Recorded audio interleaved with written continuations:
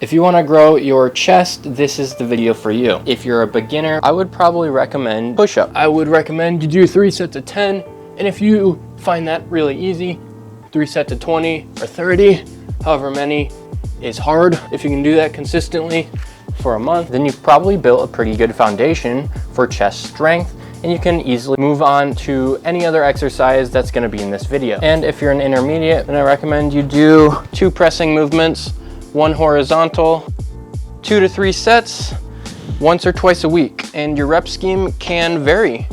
Anything above like 7 reps is pretty good. And you can go all the way up to 30 if you're feeling crazy. Studies are showing that the gains between 5 and 30 reps is relatively the same. And the most important part of pressing movements is obviously good technique. And the first part of that is retract and depress your shoulders. Bring your shoulders in and back, hold them in that position, lift off, start pressing. Having a neutral grip, not something like this, where you're pressing with your wrist pushed back. That's weird. You don't want to do that. And obviously you want to have your butt planted on the seat and have your feet planted on the ground. And of course, last but not least, you want to have an arch of some sort.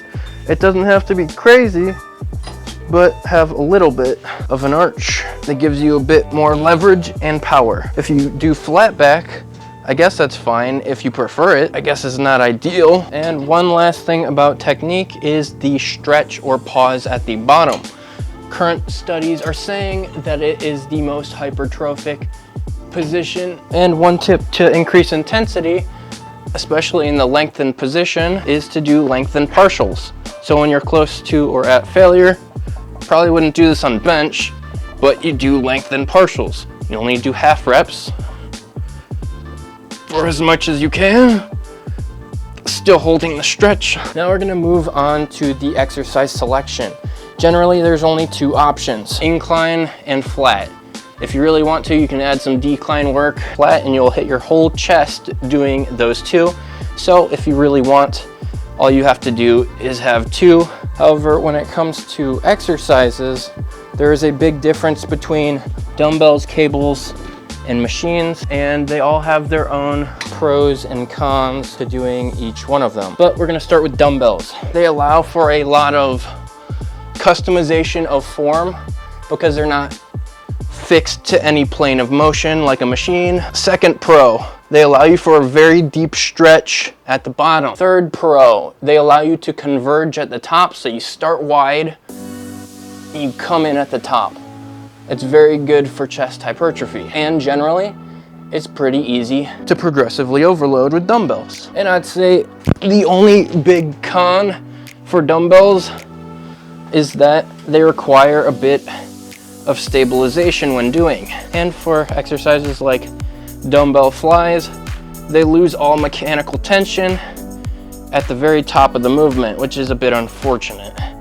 So for things like dumbbell flies, you might actually want to cut the range of motion short and cut the top out, half out, and just do the bottom half to maintain mechanical tension, and that will make it much harder. The pros for barbell exercises are that you generally can progressively overload really easily. Downside is you don't get max stretch at the bottom because the bar touches your chest and you can't go any further down. But one of the biggest pros about the barbell exercises is that you can generally press and push a lot more weight. But cables are generally one of the better choices for chest because you can get the most stretch. It's the most customizable because you can move the angle from which the pulley starts. The only downside might be that you have to stabilize a little bit because the cable can move as much as your arms can move. They're very good because you can start wide and you can converge in the middle. That's exactly what you want. Machines, depending on their build, can be pretty good for the chest. If the grips converge at the top, that's even better.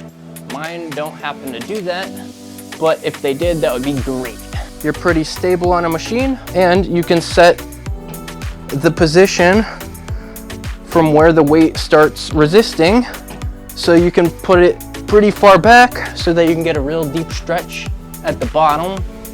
And machines are very good for progressive overload because all you gotta do is move the weight stick down or up to change the resistance. Form applies to all chest exercises.